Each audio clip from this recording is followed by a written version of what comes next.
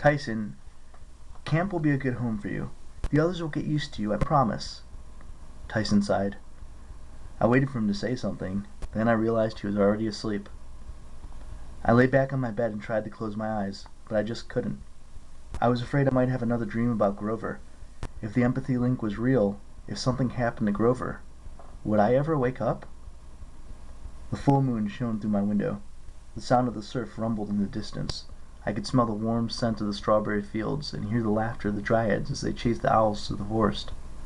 But something felt wrong about the night. The sickness of Thalia's tree spread across the valley. Could Clarice really save Half-Blood Hill? I thought about the odds were better of getting a Best Camper award from Tantalus. I got out of bed and pulled on some clothes. I grabbed a beach blanket and a six-pack of Coke from under my bunk. The Cokes were against the rules. No outside snacks or drinks were allowed.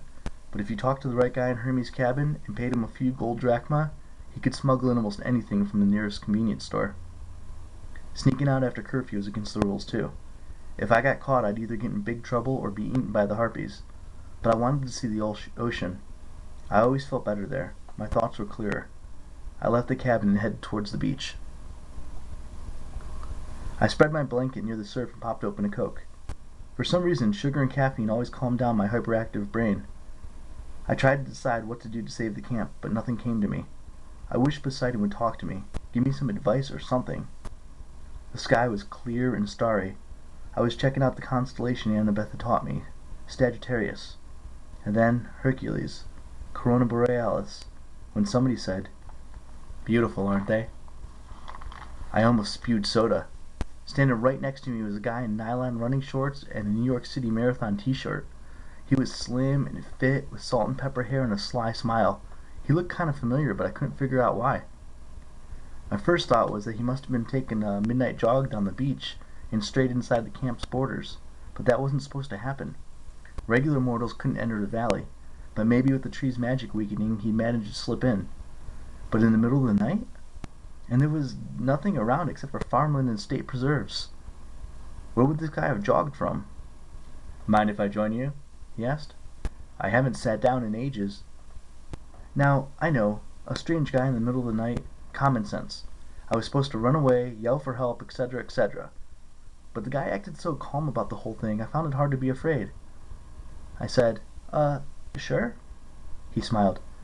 "Your hospitality does you credit. Oh, and, Coca-Cola? May I?"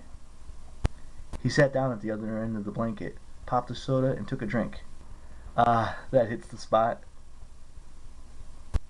Peace and quiet at... A cell phone went off in his pocket. The jogger sighed. He pulled out his phone and my eyes got big because it glowed with a bluish light. When he extended the antenna, two creatures began writhing around it, green snakes no bigger than earthworms. The jogger didn't seem to notice. He checked his LCD display and cursed. "Ah, I have to take this. Just a second." Then he turned on the phone. "Hello?" He listened. The mini snakes writhed up and down the antenna right next to his ear. "Yeah?" the jogger said. "Listen, I know, but I don't care if he is chained to a rock with vultures pecking at his liver. If he doesn't want to have a tracking number, we can't locate his package. A gift to humankind. Great. You know how many of those we deliver? Oh, never mind. Listen, just refer him to Eris at customer service. I gotta go." He hung up the phone. "Sorry, the overnight express business is just booming. Now, as I was saying..." "You have snakes on your phone." "What? Oh, they don't bite. Say hello, George and Martha." "George and Martha," a raspy voice inside my head said. "Don't be sarcastic," a female voice said. "Why not?" George demanded. "I do all the real work." "Oh, let's not get into that again." Jogger slipped his phone back into his pocket. "Now, where were we? Ah, yes. Peace and quiet." He crossed his ankles and stared up at the stars. "Been a long time since I've gotten to relax. Ever since the telegraph. Rush, rush, rush. Do you have a favorite constellation, Percy?"